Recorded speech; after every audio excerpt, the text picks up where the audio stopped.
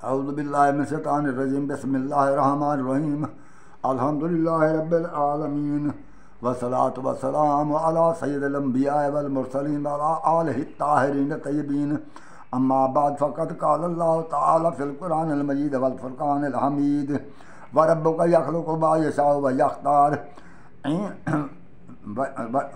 ما کان لهم الخیارہ سبحان اللہ عما یشرکون صدق اللہ العلی العظیم صدق رسول النبی الکریم۔ السلام علیکم ناظرین، میں ہمیشہ آپ کے سامنے قرآن ہی پڑھتا رہتا ہوں، آج بھی میں قرآن پڑھ رہا ہوں۔ اللہ آپ کو سلامت رکھے اور اللہ آپ کو ہمیشہ خوش و خرم رکھے۔ میں امید کرتا ہوں کہ اللہ کی رحمت برکت سے آپ خوش و خرم ہوں گے۔ سوال یہ ہے کہ میرا عنوان اس بات کا ہے کہ رسول کریم کے بعد آخر سوچنا یہ ہے کہ فرقے کیوں بن گئے ہیں۔ فرقے اس لیے بن گئے ہیں کہ اللہ کے رسول نے ہمیں قرآن دیا تھا، اس نے تو غدیر خم کے مقام پر فرمایا تھا انی ترکت فیکم ثقلین کتاب اللہ و عترتی اہل بیتی تمسکوا بہما لن تضلوا بعدی، کہ میں تمہارے درمیان اپنے بعد اللہ کی کتاب قرآن اور اہل بیت چھوڑے جا رہا ہوں، اگر تم نے ان سے تمسک رکھا تو میرے بعد گمراہ نہ ہو گئے۔ مگر اب اس حدیث کو بھی کچھ تبدیل کیا ہے کچھ لوگوں نے۔ وہ کہتے ہیں کہ رسول نے فرمایا میں تمہارے قرآن و اہل بیت چھوڑ جا رہا ہوں تو میری اہل بیت کے بارے اللہ کا خوف کرنا۔ کیا قرآن مجید کے متعلق بھی یہ رسول نے یہی فرمایا تھا کہ اللہ کا خوف کرنا؟ یہ اہل بیت اور قرآن کو رسول نے ہادی بنا کر ہمیں یہ فرمایا تھا کہ یہ ہادی ہیں تمہارے لیے، میں اپنے بعد ان کو چھوڑے جا رہا ہوں، یہ میرے قائم مقام ہے، یہ تمہیں ہدایت کریں گے۔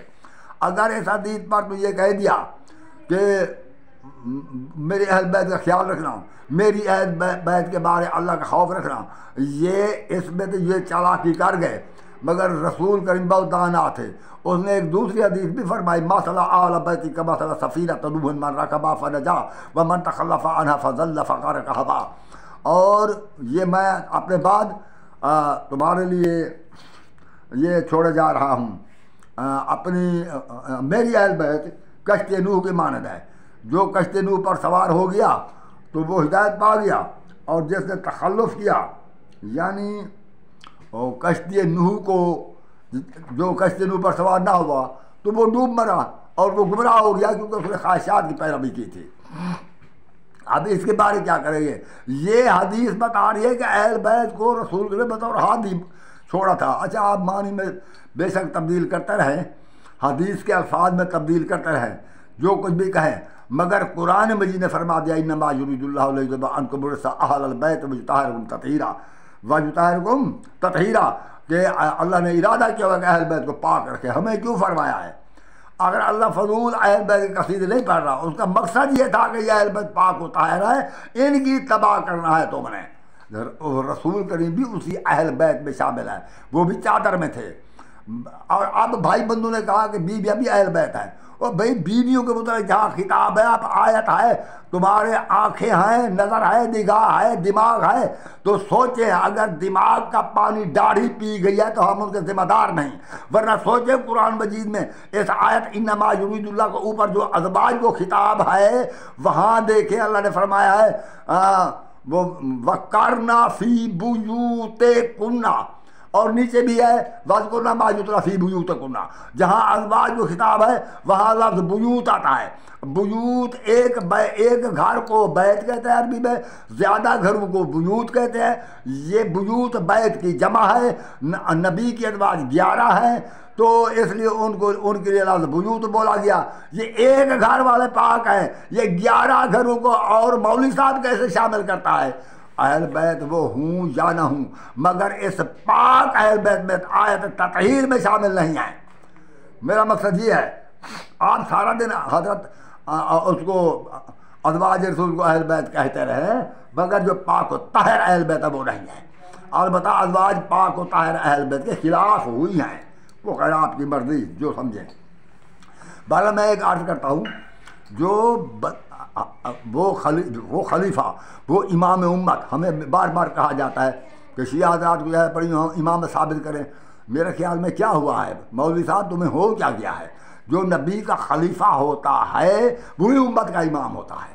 اس خلیفہ یا امام کو اللہ ہی چنتا ہے، نبی کو اللہ چنتا ہے، پھر نبی کے بعد اس کے قائم مقام کو بھی اللہ چنتا ہے۔ تو ہم کریں تو کیا کریں تمہیں؟ ہاں تو اچھا خیر، نبی اللہ چنتا ہے، یہ بندے نہیں چنتے۔ جن کو اللہ چن کر نبی کا قائم مقام بنائے، جن کو اللہ ہادی بنائے، وہ ہوتا ہے اللہ کا نمائندہ، اور جن کو بندے چنتا ہے وہ بندوں کا نمائندہ ہوتا ہے۔ جن کو لوگ چنے، مخلوق چنے، وہ لوگوں کا، مخلوق کا نمائندہ ہوتا ہے، اللہ کی طرف سے وہ نمائندہ نہیں ہوتا۔ اس لیے جو اللہ کی طرف سے نہ ہو اس کا حکم ماننا فرض نہیں ہوتا۔ کیا آپ شہباز شریف کو سمجھیں گے اللہ کا نمائندہ؟ آخر یہ بھی کسی طرح حکومت پر تو آ گیا ہے، اور اس نے ابھی کوئی قتل نہیں کرا۔ ایسے الزام ہے کہ ایسے 10-12 قتل کرا دیے ڈی چوک میں، پتہ نہیں ڈی چوک وہ کیا کرنے آئے تھے، ہوٹل کھلا ہوا تھا وہاں، چلو آئے تھے ان کی مرضی۔ تو 10-12 کا قاتل جو ہے وہ تو تم ان کے خلاف بڑا احتجاج کر رہے ہو۔ جو 80,000 کا قاتل جناب معاویہ ہے اسے رضی اللہ کہتے ہو۔ تمہارا ذہنی توازن خراب ہے یا ہمارا ذہنی توازن خراب ہے؟ میری سمجھ میں نہیں آتا کیا ہے۔ اور خدا کے لیے اگر تمہارے اندر عدل و انصاف نہیں ہے تو جنت نہیں جا سکتے، یاد رکھو، جتنی نمازیں پڑھتے رہو، کیونکہ اسلام میں عدل ضروری ہے۔ اچھا خیر، بات یہ ہے جن کو اور کس بنیاد پر بنایا گیا نبی کا خلیفہ؟ ہم پہلے خلیفہ کو دیکھتے ہیں، وہ جی اس بنیاد پر بنایا گیا کہ بہت بزرگ تھا، بوڑھا تھا۔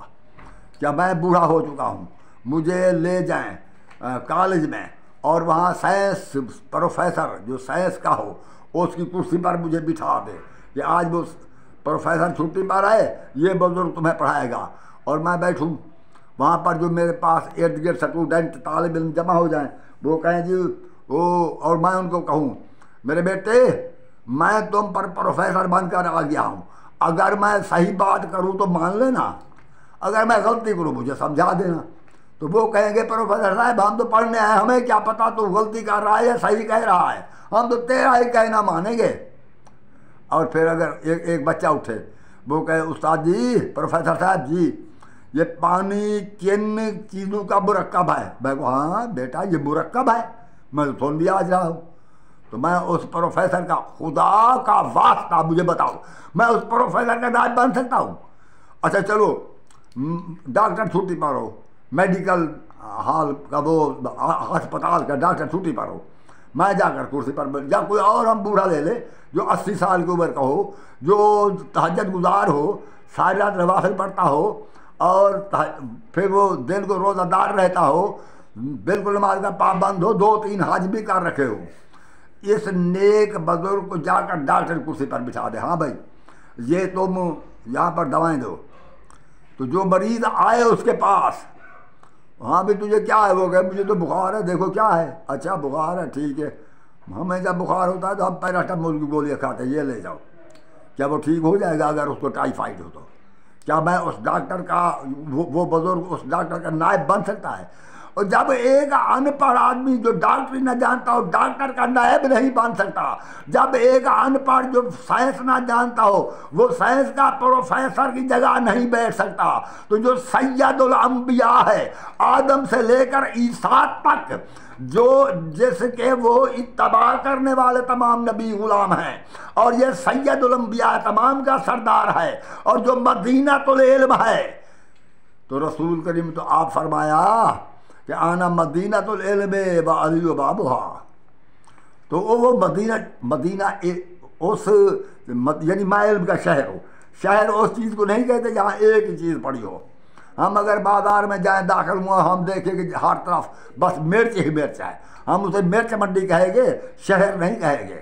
اگر وہاں دیکھیں بس سبزی ہے تو ہم تو سبزی منڈی کہیں گے، شہر تو نہیں کہیں گے۔ شہر اسے کہتا ہے جس میں ہر چیز جو ضرورت کی ہو وہ مل جائے، اسے شہر کہتا ہے۔ تو جو انسانیت کو علم ہے، تمام علوم میں جو انسانیت تمام علوم رکھتی ہے، جو انسان کو جتنا علم ہے وہ ایک نبی کو تھا، وہ تمام علوم کے بارے ہمارے نبی حضرت محمد مصطفیٰ تھے، حتیٰ کہ اللہ نے فرمایا وَآتَيْنَاكَ مِن سَبْعِ مَثَانِي وَالْقُرْآنِ الْعَظِيمِ، اے رسول ہم نے تو تجھے 7 مثانی کا علم بھی دیا ہے، قرآن عظیم عطا فرمایا ہے۔ اور وہ تو سادہ مسانی کا علم اور تھا اس کے علاوہ، اور قرآن و حکمت اور تھی، کتاب و حکمت کا علم اور تھا. تو یہ سب اتنا علوم جاننے والا وہ اس کی کرسی پر بیٹھ جانا بس آزادی ہے. بس یہ کہہ کہ جاؤ اب عراق پر حملہ کر دو، اب شام پر حملہ کر دو، مصر پر، یہی کام کرنے آئے تھے، یہی کام تھا. وہ حملے بھی جو کیے ہیں انہوں نے. اگر ہم قرآن پڑھیں تو ہم پر ناراض ہو جاؤ گے، کیونکہ ناراض بڑے جلدی ہو تو پھر تو کہو گے ہمارے سینے پھٹ گئے، تمہارا دماغ خراب ہے. قرآن کی طرف رجوع کرو، بخاری چھوڑو. اللہ نے فرمایا بَاعْتَصِمُوا بِحَبْلِ اللَّهِ جَمِيعًا وَلَا تَفَرَّقُوا، اللہ کی رسی کو مضبوطی سے پکڑ رہو، تفرقہ مت پھیلاؤ. آؤ بھائی، اللہ کی رسی یہی قرآن ہے. اوپر سے آپ نے دیکھا ہے کہ رسا لٹک رہا ہے، تو آؤ سارے سے اللہ کی رسی کو پکڑتے ہیں. نہ سنی، نہ شیعہ، نہ دیوبندی، نہ بریلوی، کوئی بلا نہیں. ہم سب مسلمان مومن ہو کر اس قرآن پر عمل کرتے ہیں تو ہم کامیاب ہو جائیں گے، تو ہم ایک ہو جائیں گے. تو میرے بھائی، یہ تو ہے بات خلیفہ رسول کی. اب میں ایک بات عرض کروں کہ مسلمانوں پر اگر اللہ رب العزت کوئی عام بادشاہ بھی مقرر کرے تو جو صاحب ایمان لوگ ہوتے ہیں ان پر اگر کوئی بادشاہ مقرر ہو تو وہ بھی اللہ خود مقرر کرتا ہے. دیکھیں آپ دوسرا پارہ کھول لیں، سورۃ بقرہ کی آیت نمبر 247 دیکھیں، 247. تو اللہ فرماتے ہیں حضرت اسماعیل پیغمبر تھے، اس کی خدمت میں بنو اسرائیل حاضر ہوئے، کہنے لگے جا نبی اللہ ہمارا ایک بادشاہ بنا دے تاکہ ان کی مائیت میں ہم جہاد کریں. تو اللہ کے نبی نے فرمایا قال لهم نبیہم ان اللہ قد بعث لکم طالوت ملکا. اللہ کا نبی کہنے لگا کہ اللہ نے تم پر طالوت کو بادشاہ بنا کر بھیج دیا ہے. تو وہ کہنے لگے قالوا ان یکون اللہ الملک علینا منہ ونحن احق بالملک منہ، کیا وہ ہم پر حکومت کرے گا؟ اسی کا حق ہے، بلکہ اس سے زیادہ ہم حکومت کے حقدار ہیں. کیوں؟ وَلَمْ يُؤْتَ سَعَةً مِّنَ الْمَالِ، کہ اس کے پاس مال و دولت نہیں ہے. تو اللہ کے نبی نے فرمایا قال ان اللہ اصطفاہ علیکم، اللہ نے اسے ہی تم پر چن لیا. کیوں؟ وزادہ بسطۃ فی العلم والجسم، کہ علم اور شجاعت میں تم سے زیادہ ہے. اب دیکھیں اصحاب رسول میں سے مدینۃ العلم تو رسول ہوا، تو اس علم کا دروازہ کون ہے؟ رسول نے فرمایا نا انا مدینۃ العلم وعلی بابھا، یہی ہے نا.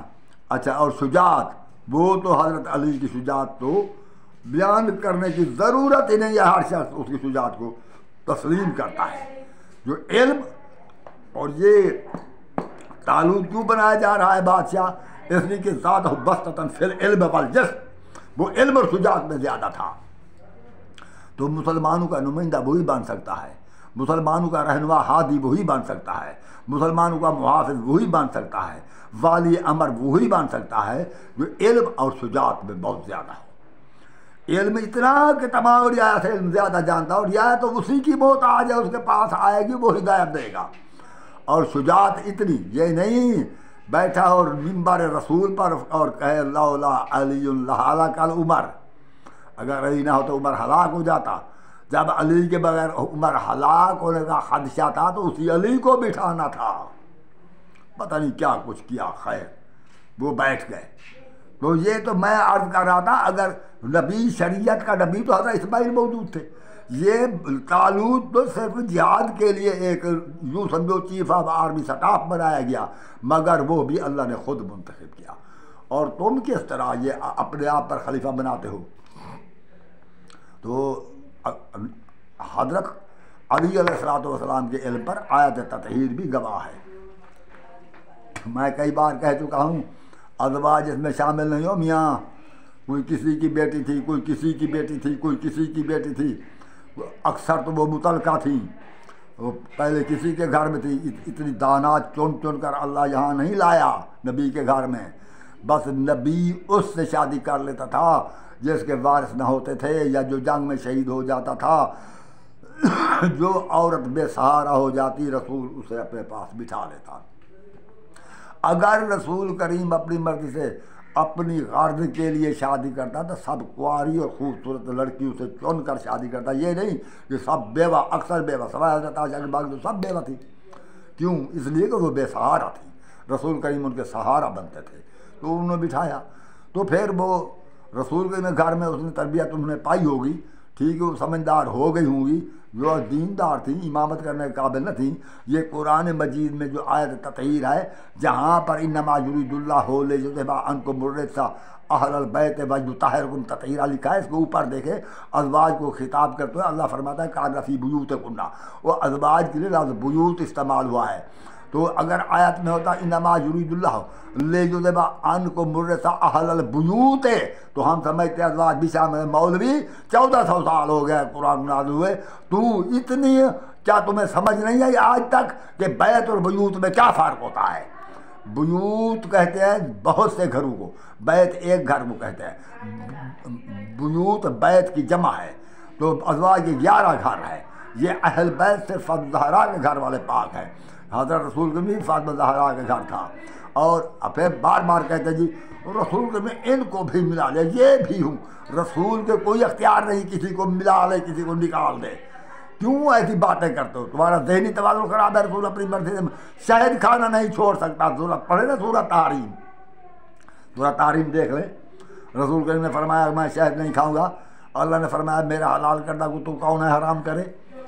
تو جب رسول اپنی مرضی سے شہد کھانا نہیں چھوڑ سکتا، تو رسول اپنی مرضی سے 4 آدمیوں کو اہل بیت پاک و طاہرہ میں شامل کر سکتا ہے۔ پاک و طاہر بننا اللہ کا کام ہے، رسول پاک کرتا ہے، رسول پاک نہیں کرتا۔ وہ کہ صحابہ کو رسول نے پاک کر دیا۔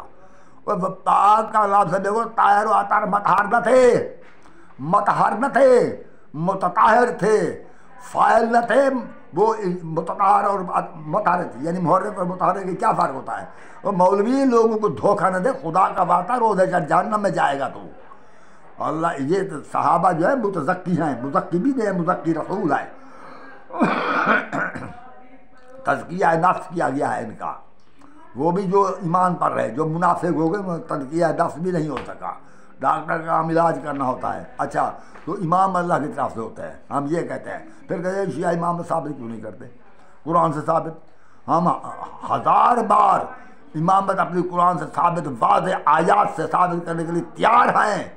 وہ یوں ثابت کرتے ہیں کہ جو خلیفہ ہوتا ہے نا رسول کا، نبی کا، وہی امت کا امام ہوتا ہے، اور جو امت کا، پھر کہتے ہیں جو وہ معصوم نہیں ہو سکتے۔ کیوں نہیں ہو سکتے؟ کس نے کہا ہے؟ کیا عیسیٰ کے حواری جو تھے وہ معصوم نہ تھے؟ اگر معصوم نہ تھے تو اللہ نے آیت نمبر سورۃ مائدہ کی آیت نمبر 111 میں کیوں فرمائی نہیں ہو تو الحواریون ان آمنوا برسول قالوا آمنا فاشهد باننا مسلمون؟ ہم نے وحی کی حواریوں کی طرف کہ مجھ پر ایمان لاؤ اور میرے نبی پر ایمان لاؤ۔ انہوں نے کہا ہم حاضر ہیں، ہم ایمان لے آئے، گواہ بن جا تو۔ یہ کیا کہے گا مولوی؟ اب مولوی ایک اور ڈھاک مارے گا، ایک اور پیترا، ایک اور پتہ ڈالے گا۔ وہ کہے گا یہ الہام ہوا، ان کو فرشتہ نہیں آیا۔ الہام بھی معصوم کو ہوتا ہے، اگر فرشتہ نہیں آیا، کوئی مخاطب نہ تھا، تو حواریوں نے کیوں کہا فاشہد، گواہ بن جا؟ یہ اس کو کہا جاتا ہے جو سامنے موجود ہو۔ ویسے آپ کی مرضی، بہرحال یہ حواری اللہ نے مقرر کیے تھے، اللہ نے ان کو، نبی نے حکم نہیں دیا کہ مجھ پر ایمان لاؤ، اللہ نے حکم دیا میرے نبی پر اور مجھ پر ایمان لاؤ۔ انہوں نے کہا ہم حاضر ہیں۔ ایسے ہوتا ہے پاک روح، شاید آپ نہ سمجھو گے، پھر بھی مولوی ضد کرے گا، کیونکہ یہ بیچارہ صحاب کی شان میں تو کوئی آیت تطہیر نہیں پیش کر سکتا، تو اس لیے ضد اس نے کرنا ہی ہے، کیونکہ یہ علی سے عمر کا مقابلہ کر رہا ہے۔ او یار، تم نے جہنم کیا سمجھ رکھا ہے؟ تو امام تھے، اگر کہو کہ نہیں تھے تو آؤ پھر آتے ہیں ہم سورت زمر کی آیت نمبر 69 پڑھیں۔ اللہ فرما رہے ہیں وَأَشْرَقَتِ الْأَرْضُ بِنُورِ رَبِّهَا، اور زمین، یہ قیامت کی بات ہو رہی ہے، زمین تیرے رب کے نور سے روشن، زمین رب کے نور سے روشن ہو جائے گی۔ وَوَضِعَ الْكِتَابَ، اور کتاب رکھی جائے گی، وجیع بالنبیین والشہداء وقضی بینہم بالحق وہم لا یظلمون، اور پھر نبی حاضر ہوں گے، والشہداء اور گواہ، وجیع بالنبیین نبی تو آئیں گے، والشہداء اور گواہ آئیں گے۔ اور گواہ کون ہوں گے؟ نبی تو آئیں گے، اور گواہ کون ہوں گے؟ مولوی صاحب تو گواہی دے گا؟ کوئی مولوی میری گواہی دے سکتا ہے میں نے کتنے گناہ کیے ہیں، کتنے جرم کیے ہیں، کتنی نیکیاں کی ہیں، میں کیا جانتا ہوں اور کیا نہیں جانتا؟ کوئی مولوی گواہی دے سکتا ہے؟ یہ گواہی جو دیں گے وہ معصوم پاک ہوئی امام ہوں گے۔ ایک تو نبی آئیں گے، دوسرے گواہ، تو گواہ وہی امام ہوں گے۔ اللہ نے کیوں فرمایا کہ پھر شہداء آئیں گے، یعنی گواہ آئیں گے؟ وہ کیوں فرمایا؟ وہ اس لیے کہ بعض لوگ نبی نہ تھے، معصوم امام مقرر تھے امت پر، اور جو کچھ امت نے ان کے ساتھ سلوک کیا وہ گواہی دیں گے کہ ہماری کس حد تک انہوں نے اطاعت کی، کس حد تک ہمارے ساتھ انہوں نے اختلاف کیا، اور کیا کیا ہم پر ستم ڈھائے۔ تو یہ گواہی وہ امام دیں گے جن کو اللہ نے نمائندہ مقرر کیا تھا، انہی سے گواہی طلب کرے گا، تم سے گواہی طلب نہ کرے گا مولوی صاحب۔ تو میں نے میرے بھائیوں واضح طور پر یہ بیان کر دیا ہے، ضرور میں بوڑھا ہوں، داڑھی بھی میری چھوٹی ہے، خدا کے لیے اپنی اگر عاقبت بنانا ہے تو محمد اور آل محمد جن پر درود پڑھتے ہو، اس لیے درود پڑھتے ہیں کہ محمد و آل محمد ہمارے ہادی ہیں، محمد مصطفیٰ ہادی ہے تو ہم درود پڑھتے ہیں، تو اسی طرح تو آل محمد ہادی ہے، ہم درود پڑھتے ہیں، وہ بھی کس میں؟ نماز میں۔ اگر نماز میں درود نہ پڑھیں، نماز میں آل محمد پر درود نہ پڑھیں، اللہ نماز قبول نہیں کرتا۔ دعا میں اگر اول آخر درود نہ پڑھیں، اللہ دعا قبول نہیں کرتا۔ اگر جنازے میں درود نہ پڑھے آل محمد، محمد و آل محمد پر، اللہ نماز جنازہ ہمارا پڑھا قبول نہیں کرتا۔ تو میرے بھائیوں، تمہارا دین اللہ، تم آل محمد کو چھوڑ دو، قبول کر لے گا؟ اور خدا کے لیے ہمارے اصحاب سے کوئی دشمنی نہیں، ہم یہ کہتے ہیں اصحاب غلام تھے، محمد و آل محمد سردار، اس لیے تو آل محمد کی اولاد کو بھی سید کہا جاتا ہے۔ کبھی ابو بکر کی اولاد کو سید کہا گیا ہے، کبھی عمر کی اولاد کو، کبھی معاویہ کی اولاد کو، میں تو جانتا بھی نہیں معاویہ کی اولاد کہاں ہے، مجھے کوئی علم نہیں ہے۔ کوئی مولوی صاحب جانتا ہوگا تو اسے چاہیے تلاش کرے کسی کونے خدرے میں۔ تو یہ سید تو جگہ جگہ ہیں، ہر جگہ ہیں، پھر کہتے ہیں یہ سید نہیں، بن گئے ہیں، جو قتل ہوتے رہے وہ بن گئے، جو حکومت پر رہے وہ نہیں بنے، وہ گم ہو گئے، وہ تم سے گم ہو گئے۔ کیوں خواہ مخواہ روز محشر تمہیں جہنم کا خوف نہیں ہے؟ تمہیں اللہ کے روبرو مولوی صاحب پیش نہیں ہونا؟ کیوں حق چھپانے کی کوشش کر رہے ہو؟ میرے بھائیوں، خلیفہ جو رسول کا ہوتا ہے اور وہ امت کا امام ہوتا ہے، اسے اللہ خود منتخب کرتا ہے۔ میں نے سورۃ قصص کی آیت نمبر 68 بھی پڑھی ہے، آپ دیکھ لینا۔ مولوی صاحب تمہیں کیا کہے گا؟ یہ شخص تو اردو نہیں بول سکتا، یہ شخص تو صحیح قرآن نہیں پڑھ سکتا۔ پڑھوں یا نہ پڑھوں تو میں آیات کے نمبر بتا رہا ہوں۔ یہ وہ سورۃ بقرہ کی آیت نمبر 247 دیکھ لینا، وہاں طالوت کا واقعہ ہے، اور سورۃ قصص کی آیت نمبر 68 دیکھ لینا، 68، یہ سورۃ قصص کی آیت نمبر 68 دیکھ لینا، اور میں نے سورۃ زمر کی آیت نمبر 69 پڑھی ہے، وہ دیکھ لینا، اور سورۃ وہ احزاب کی میں نے آیت نمبر 33 پہ اہل بیت پاک و طاہر ہے، وہ دیکھ لینا۔ خدا کے لیے خود قرآن دیکھ رہا ہے، یہ مولوی کے پیش نہ جانا۔ مولوی کا کام ہی گمراہ کرنا ہے، مولوی کا کام حق سے پھیرنا ہے۔ اگر یہ نہ ہو تو میں بھی یہ تقریر کر کے بھیجتا ہوں، تو میری طرف آؤ، مجھے بھی کچھ میری تقریر پر کوئی تبصرہ کرو، پھر کوئی آخر مجھے بھی کوئی مولوی جواب دے۔ مگر قرآن اگر کتاب کھڑی کر دی، یہ بخاری ہے، یہ مسلم ہے، یہ بخار تم کو اپنے گھر میں رکھو، بخار ہمارے لیے صرف قرآن ہے۔ کہا تو حضرت عمر نے تھا کہ حسب اللہ کتاب اللہ میں قرآن کافی ہے۔ اب مولوی حضرات، تمہیں تو قرآن تھوڑا ہو گیا ہے، کافی نہیں ہو رہا، کیا وجہ ہے؟ حضرت عمر نے غلط کہا تھا؟ اگر غلط کہا تھا تو ٹھیک ہے، اگر صحیح کہا تو صرف قرآن رکھو، چھوڑو انہیں بخاریوں کو، پھینکو انہیں سمندر میں۔ السلام علیکم ورحمۃ اللہ وبرکاتہ۔